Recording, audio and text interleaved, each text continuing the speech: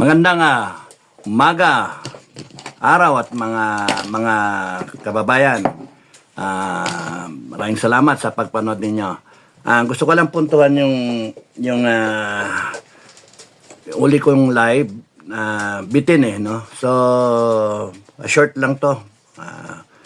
10-15 minutes. So magbebenta tayo ng assets, prime real estate assets. Ang ano doon, tanong, sino ang bibili?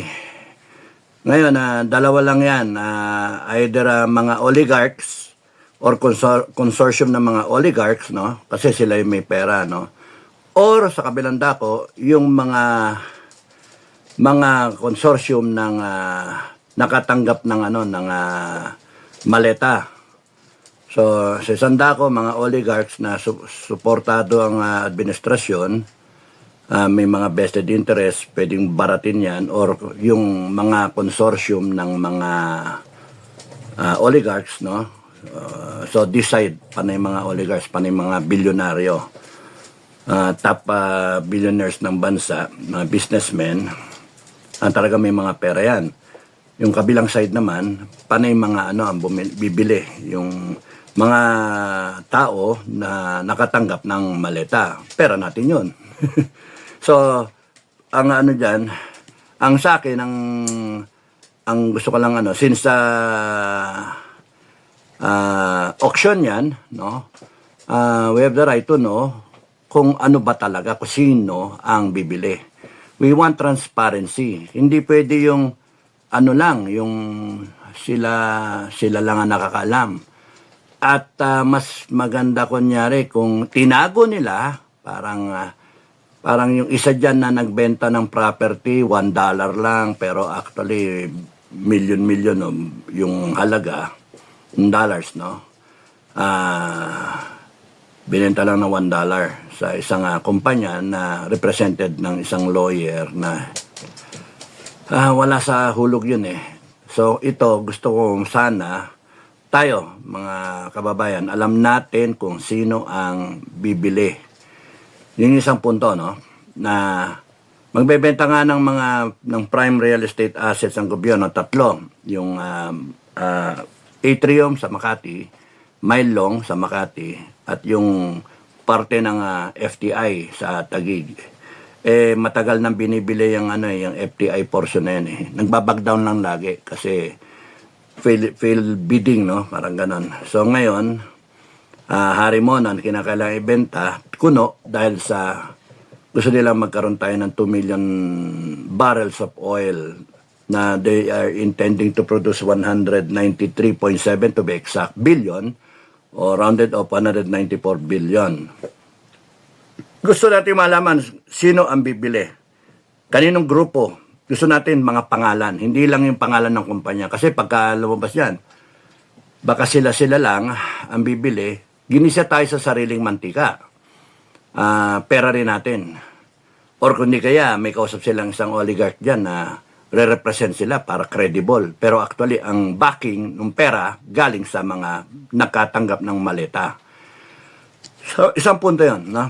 Pangalawang punto, gusto natin itanong, tama ba yun na magbenta tayo ng asset? Kasi,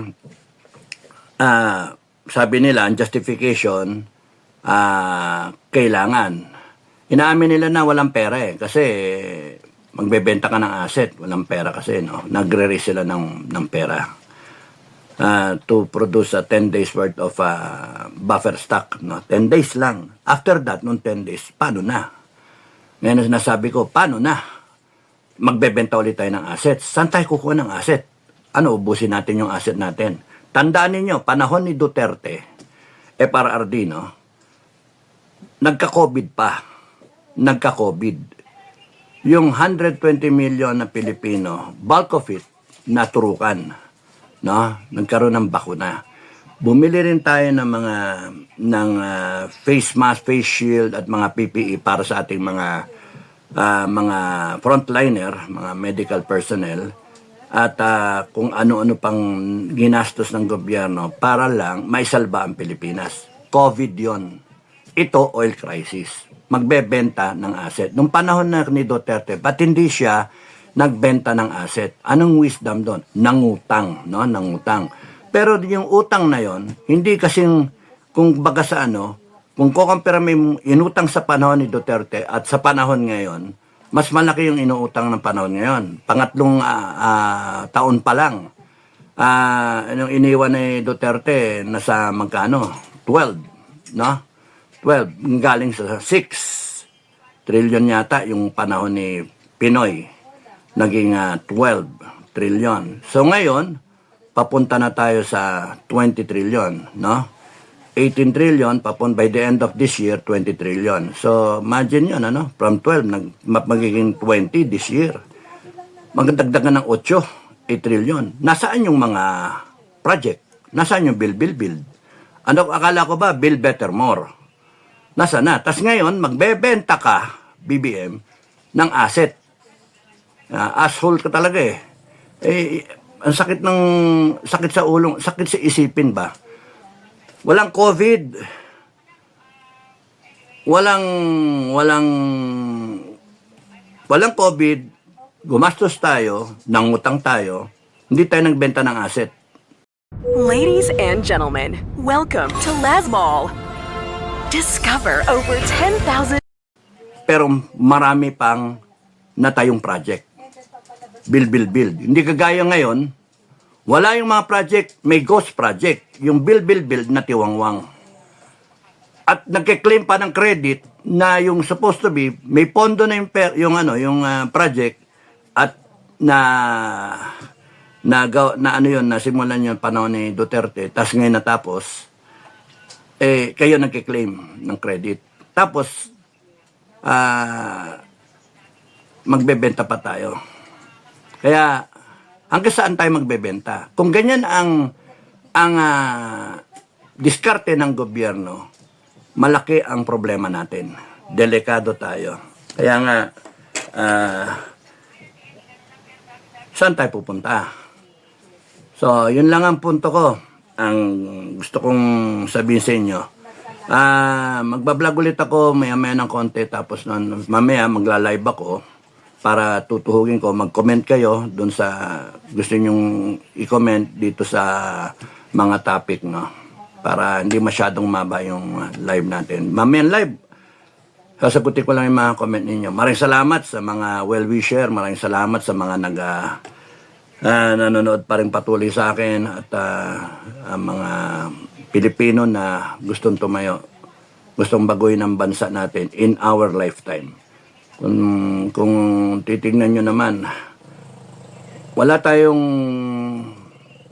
pupuntahan kung hahayaan lang natin ang bansa natin na ganito, na pinapamunuan tayo ng mga politiko na sarili lang iniisip. Kitang-kita ang kanilang diskarte na 2028 election, impeachment, ang kanilang concentration, ang focus nila. Ganyan sila, focus. Hindi nila iniisip yung tatamaan ang Pilipinas talaga. We are in dangerous waters right now. The ship is sinking, the economy is stagnating, and then delikado pa tayo because oil-based yung economy natin. So, pagtaas ng langis, kanina nung naglalakad ako, nagulat ako, nakita ko diesel 124. Nung isang araw lang, 112 lang yun . Imagine, nadagdagan ng 12. Ano ba yan? Government should be able to do something. Kontrolin nyo.